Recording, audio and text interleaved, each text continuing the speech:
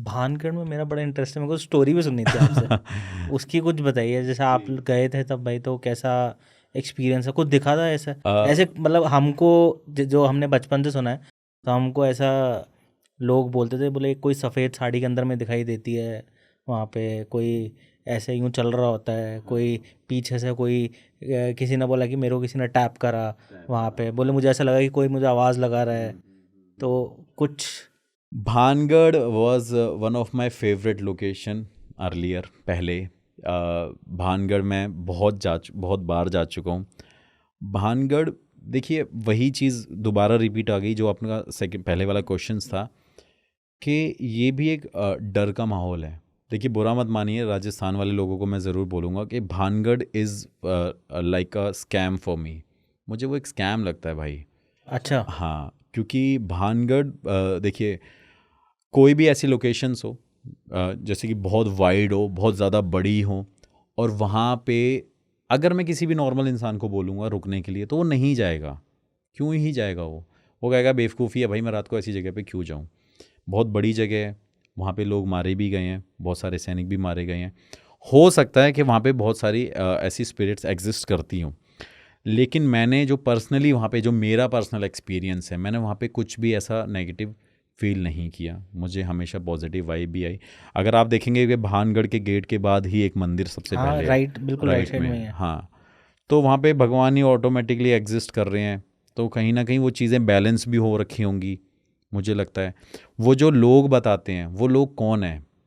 वो लोग मैंने नहीं देखे। कुछ लोग जो बोलते हैं वीडियोस पे, मेरे लिए वो फेक लोग हैं। मैं उनको बोलता हूँ कि शायद आपने अगर ये चीज़ देखी होगी ना सर, मैं आपको बोलता हूँ, मैं अपना भी एक्सपीरियंस बता रहा हूँ, मैं सामने अगर ऐसी किसी लेडी की शैडो देख लूँ ना, मैं वहाँ पे एकदम फेंट हो जाऊँगा, बेहोश हो जाऊँगा, या मुझे सदमा लग जाएगा, या कोई ऐसा अटैक आ जाएगा। लेकिन ये वो लोग हैं जिन्होंने कभी कुछ देखा नहीं है, बस बोलते हैं कि भानगढ़ में कुछ है। अब स्कैम क्यों है मेरे लिए, आप बुरा मत मानना, शायद आप राजस्थान से बिलोंग करते हैं, लेकिन जो रियलिटी है वो मैं ज़रूर बताऊंगा। बिल्कुल बिल्कुल। कि भानगढ़ एक ऐसी जगह है बिल्कुल अबेंडेंट प्लेस में, गांव का नाम गोला का बास है वहाँ का। तो वहाँ पे अनएम्प्लॉयड लोग ज़्यादा हैं, अनएम्प्लॉयमेंट है। तो मुझे लगता है कि भानगढ़ एक टूरिस्ट अट्रैक्शन बहुत अच्छी जगह है। क्यों लोग वहाँ पे विजिट करते हैं? एक फोर्ट है, फोर्ट तो हर जगह है, ऑल ओवर इंडिया में आप कहीं भी ट्रैवल करो। भानगढ़ एक ऐसा अट्रैक्शन बना, this is the one of the most famous and scariest place in in Asia, right. लेकिन वहाँ पे रात को कोई जाएगा तो डर ज़रूर लगेगा। मैं ये कहता हूँ कि आप लोग मुझे वहाँ पे जाने दो, मेरे को रात को रुकने दो। मैं वहाँ पे, आप मेरे को एक दिन बोलोगे, 2 दिन बोलोगे, मैं वहाँ पे रात को रुकूंगा। क्यों नहीं रुकने देते वहाँ पे? चलिए ठीक है, एएसआई के कंट्रोल में होता है। मैंने वहाँ के लोकल लोगों से भी पूछा है, तो वो बोलते हैं कि सर यहाँ पे ना अनएम्प्लॉयमेंट ज़्यादा है, तो ये जगह बनी एक टूरिस्ट अट्रैक्शन, कि भानगढ़ में बता दिया भूत है। और कहीं ना कहीं ऐसी जगहों पे जब आप किसी की जगह के बारे में सुनते तो एक बार अंदर से होता है ना मन कि हाँ इस जगह को देखना चाहिए। तो आप बिलीव करिए कि लोग इंटरनेशनली भी, मतलब बाहर से भी ट्रैवल करके आके उस बहुत जगह लोग को कर रहे हैं, देखते हैं। बहुत। हाँ।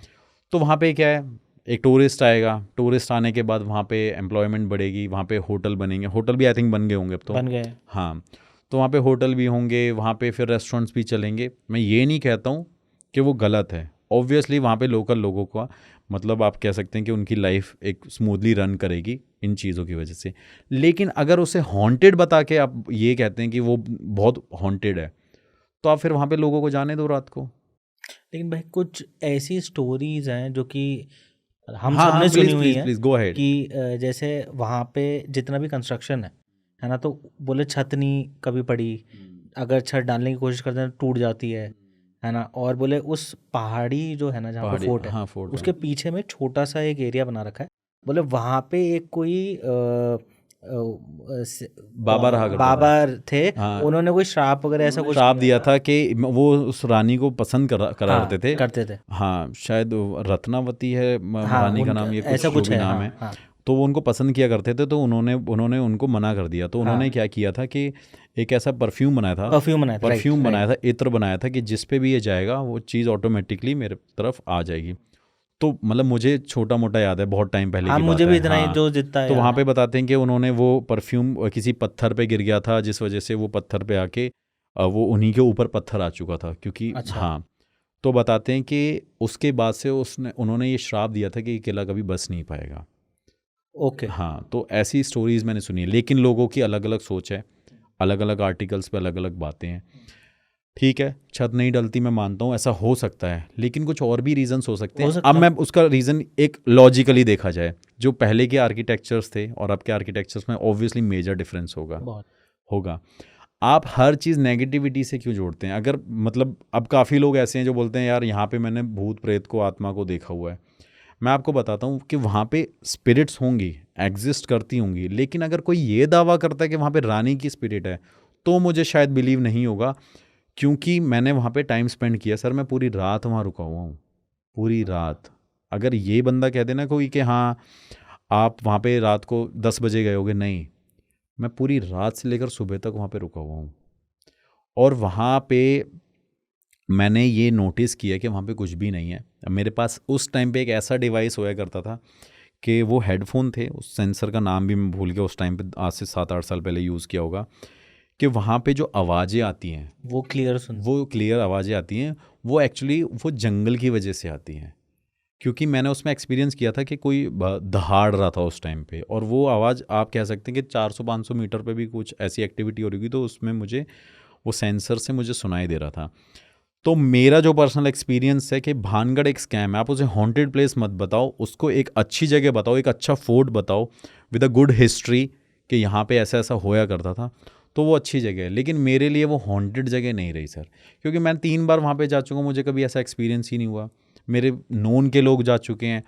अब मैंने बताया कि वहाँ पे स्पिरिट एग्जिस्ट करती होंगी। वो क्या होता होगा कि पहले के टाइम पे मीडिया नहीं थी, पुलिस इतनी एक्टिव नहीं थी, right, social media social media कुछ भी नहीं था, तो वहाँ पे कई लोग जैसे मस्ती मजाक में जाते थे घूमने फिरने, लोग वहाँ पे शराब भी पिया करते थे, तो कई लोगों की गिर के भी डेथ हो जाती थी।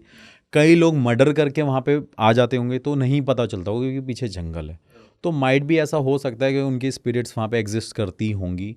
लेकिन जो लोग ये बोलते हैं कि यहाँ पे रानी रत्नावती है, क्या नाम है, आई डोंट नो, इनकी स्पिरिट है, तो मुझे वो मतलब नहीं लगता।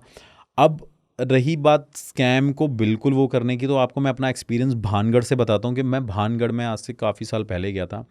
मैं रात को उस लोकेशन पे था, तो मैं इस चीज़ पे बिलीव नहीं किया करता था तब तक। लेकिन वहाँ पे मैंने देखा कि रात को हम उस जगह पे रुके हुए हैं, 10-11 बज के हैं, वही सेम चीज़ हुई कि लोग टॉर्च मार के, आवाज़ मार के बुला रहे हैं हमें।